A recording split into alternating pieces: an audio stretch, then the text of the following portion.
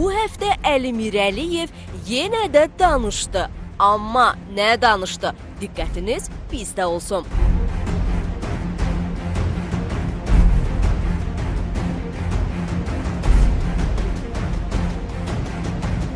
Əli Mirəliyev günlərdir bütün xəbər portallarında müzakirə olunan, Türkiyənin səsinə heyran qoyan, O Səs Türkiyə yarışmasına qatılan Elnur Hüseynov barəsində danışdı. Aldadıcı səsdir. Bir var, bir var, belə bir səsdir, o səsdir. Mirəliyev Elnurun yüksək səs tembirini belə izah elədi. Onun səsi falsetdir, yəni gizli səsdir.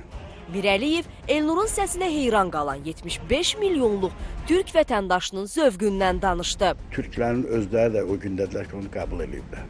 O Elnurun səsini qəbul eləmədi. O qışqırmaq, bağırmaq, qışqırmaq benim səsdir. Qışqırmaq səs deyil, oxumaq. Şövkət Ələkbər və qışqırmaq oxuyur. Səslə oxuyur da.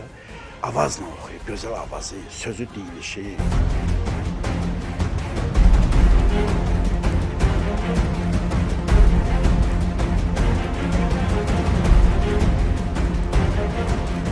Müğənni Elnur Hüseynovu kiminlə müqayisə etdi?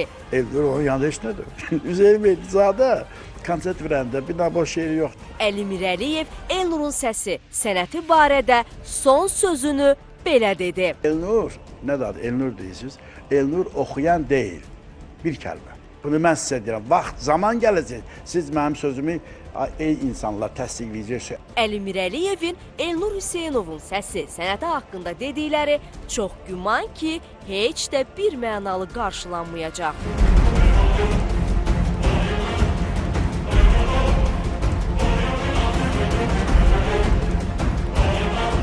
İllərdir Səməd Səmədovla qalmaqallarda adı hallanan, həmkarının sənətini qəbul etməyən Əli müəllim vaxt tapıb onun da bostanına daş atdı. Bunlar ikisi də qoca, yaşdan düşüblər. Sevda da yaşlı, bu da yaşlı. Heç olmaz bir dənə zaman lazımdır bunların içində. Sevda onun üçün deyir ki, nədir, qocadır. 70 yaşa və qoca kişidir. O da deyir ki, qoca arvaddır. Bəs o qoca arvad sənə 3 ay bundan qabaq toya apardı. Nətər o qocalıdır 3 ayın içində? Səməd Səmədovla Sevdanın arasındakı gərginliyə Əli Mirəliyev belə aydınlıq gətirdi. Dünən cavan qız getirmək istəyirəm. Heç onu lazımdır efirə çıxarmaq. Əli müəllim, deyəsən illərdir Səməd Səmədovla olan münasibətləriniz düzəlmir ki, düzəlmir. Mənim hamısından münasibətim yaxşıdır. İsti döyür, amma pis də döyür. Nə olar kimdir ki, mənim istim soğuq elin münasibətimi. İllərdir sənətin keşiyində durmuşam deyirsiniz, danışırsınız, əsəbləşirsiniz. Bəs bu qədər söhbətlərin nəticəsi necə, varmı? Özdən yığışdırıblar.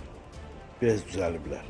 Siz elə bilməyin ki, Əli Mirəliyev bu sənətdə kimsəni bəyənmir. Onun dinlədiyi sənətçilər də var. Röyanın duyumu, onun duyduğu musiqi duyumu, obrazı, onun xarakteri oxumağı o mənə bəs eləyir. Mən professional müğənniyəm, mən o Röyanı görsəm bu saat tanımaram heç. Yəni o yaxınlığım yox, amma səs özü çəkir mən özünə. Əli müəllim, bu kimi söhbətlərlə sizi sevənlərin azalmasından qorxmursuz ki? Hər bir insanın istəyəni də var, istəməyəni də var şübhəsiz.